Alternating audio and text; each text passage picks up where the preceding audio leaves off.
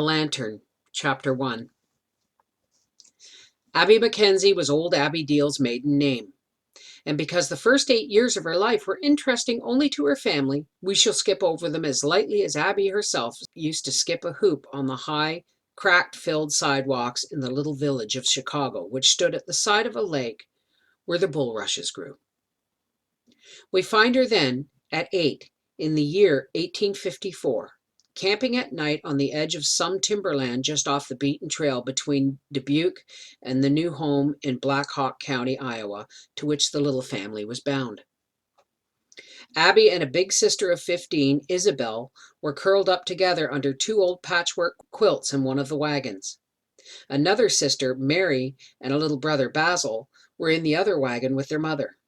16-year-old James and 11-year-old Denny, the men of the party, were sleeping near the oxen so that the warmth of the animals' bodies could keep them warm.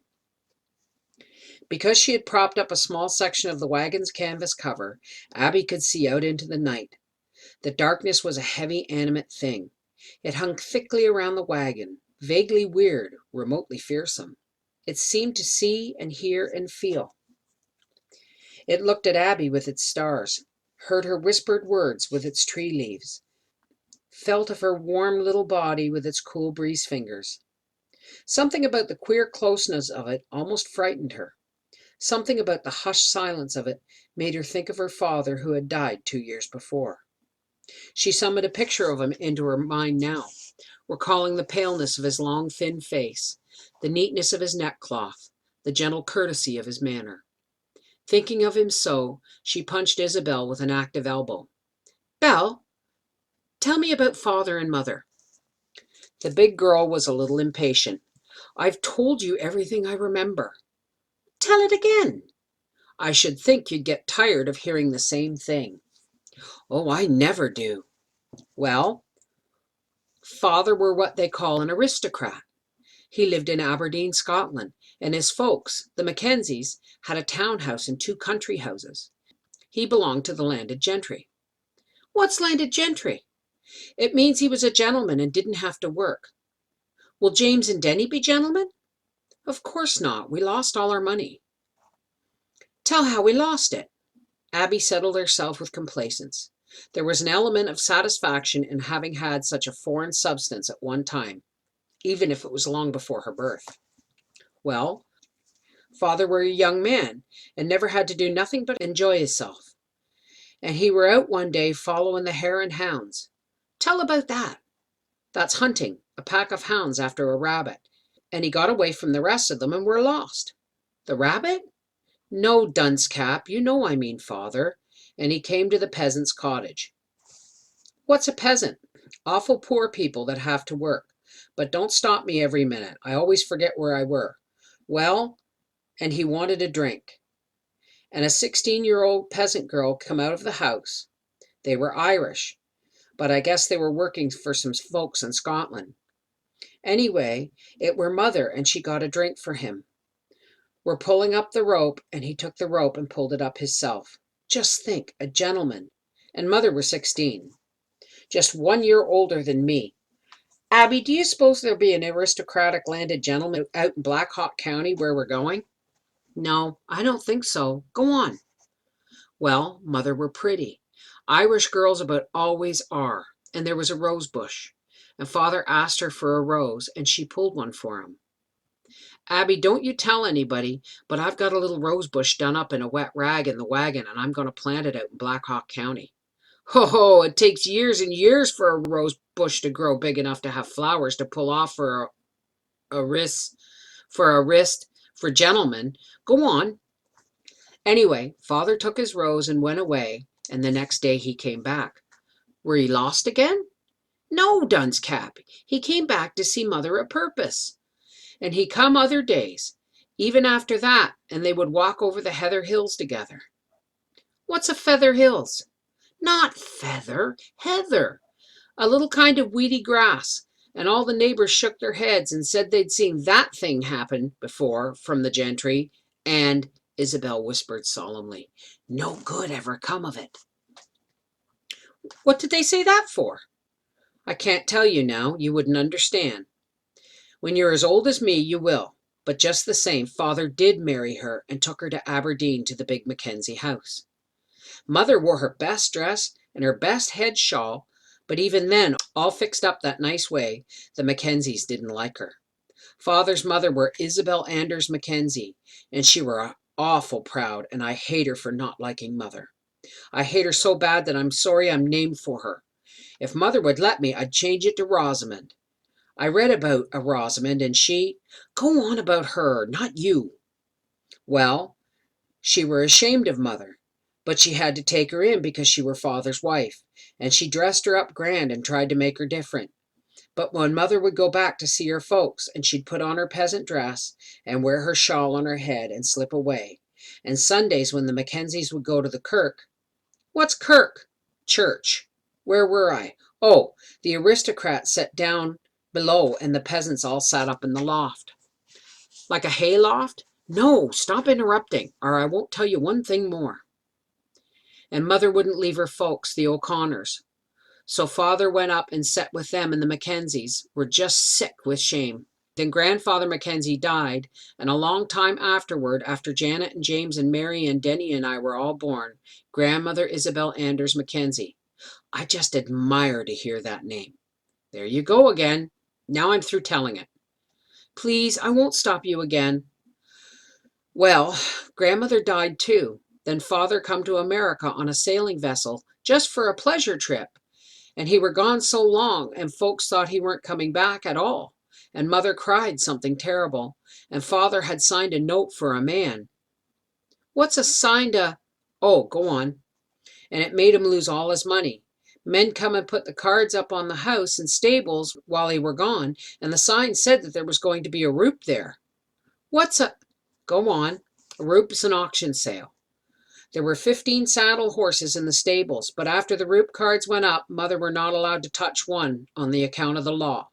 And so her and James and Janet walked 27 miles to have her father and Mother come and bid on some of her things. She's got 'em yet in that little wooden chest with the calf skin all over it. It's in the other wagon, and I know just what's in it because I saw 'em. There's a white silk shawl with big solid roses in the corners, all 4 corners, and a jeweled fan, and a breastpin with lavender sets, and a string of pearls. There were just as many things as there are girls in our family, and Mother says each are to have one for a keepsake. I know which one I want, the silk shawl. I tried it on once when Mother were gone, and I looked a lot like the painting of old Isabelle Anders Mackenzie that hung up on the landing of the stairway in the great hall.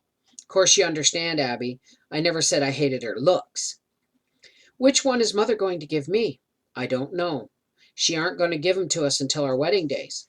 Of course, Janet didn't get hers on her wedding day because she got married out here in Black Hawk County before we come. But Mother'll give it to her tomorrow when we get there. Go on, you're forgetting the end of the story. Oh, well, you know it anyway. When Father got back to Liverpool, he heard all about the money and the property being lost and the things being sold, and he never even went to Aberdeen, but sent for Mother and all 5 of us children to come to Liverpool, and we all crossed the ocean. I was 7, and I remember just as well, and when we got to New York, you were born. Abby breathed a sigh of relief. It was a welcome respite after a narrow escape. With every telling of the story, almost it seemed for a time that she would not be born. Now tell about the painting of Isabelle Anders Mackenzie that hung on the landing of the stairway in the great hall. Abby rolled the magic words from her lips in delicious anticipation. This was the part she liked best of all. Well, it were beauteous. It were in a great heavy gold frame, and as big as life. I can remember it just as well. In the picture, she were young, you know. And beautiful, prompted Abby, and beautiful. She had reddish-brown hair like yours, and she was standing by a kind of a table thing, and she had on a velvet dress that swept down and around her, and she had a hat in her hand with a plume. A flowing white plume, corrected Abby. A flowing white plume, repeated the more matter-of-fact Isabelle. And she had pretty hands and long, slender fingers that tapered at the ends. Abby held her hands up to the opening of the canvas on the wagon and peered at them in the moonlight. The fingers were long and slender, and they tapered at the ends. She sighed with satisfaction and slipped them under the old patchwork quilt. And nobody knows what become of the picture? It was half statement, half question, as though from the vast fund of information which Isabelle possessed, she might some day suddenly remember what had become of the picture. No, it were sold at the Roop. I don't know who got it. Abby sighed again, but not with satisfaction. Of all the beautiful things that were sold, she felt she could have missed seeing any of them with better grace than the portrait. In her immature way, she resented the sale more than any other thing, the passing of the lovely lady into other hands. Jewels, money, furniture, they seemed lifeless, inanimate things beside the picture of the woman who was flesh of her flesh. It ought to have been saved. It was their own grandmother, who stood there forever inside the heavy gold frame, in the dark velvet dress that swept around her, and with the flowing white plume and the long slender fingers that tapered at the ends. I wish we had it here with us, Belle. We could have it all wrapped up in quilts in the wagon, and then some day out in Black Hawk County, when we get rich, we could build us a grand house with a wide curving stairway and hang the picture on the landing, and everybody that come. Abby! Belle! A voice came suddenly from the other wagon. Sure, and you're the talkers. Settle yourselves now. We want to get a good early start by sunup. Abby started. From a dreamy journey into the fields of romance, she had been drawn back into the prosaic world of reality by her mother's voice. She could not quite reconcile good fat mother with the romantic figure of the pretty girl at the well picking a rose for an aristocratic gentleman. But then mother was almost an old woman now, 37. Abby turned to the opening in the canvas cover and looked out again at the night. Yellow-white, the moon rose higher over the dark clumps of trees. 1,000 stars looking down paled at its rising. An old owl gave its mournful call. The smell of burning maple boughs came from the fire. A wolf howled in the distance, so that James got up and took out the other gun from the wagon. There was a constant tick-tacking in the timber. All the little night creatures at their work. It was queer how it all hurt you, how the odor of the night, the silver sheen of the moon, the moist feeling of the dew, the whispering of the night breeze, how somewhere down in your throat it hurt you. It was sad, too, that this evening would never come again. The night winds were blowing it away. You could not stop the winds, and you could not stop time. It went on and on and on. Tomorrow night would come, and the moon would look down on this same spot, the trees and the grass, the wagon tracks and the dead campfire. But she would not be here. Her heart swelled with an emotion which she could not name. Tears came to her eyes. The telling of the story always brought that same feeling. Isabelle Anders Mackenzie. She said it over until it took upon itself the cadence of a melody, the rhythm of a poem. I shall be like her, she thought.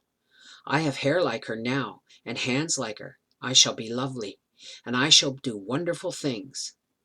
Sing before big audiences, and paint pictures inside of gold frames, and write things in a book. She wondered how you got things put in a book. There were some books in one of the old wooden chests over in the other wagon. A man with a long name that began Shakes had made some of them. They had been father's. Mother didn't read them.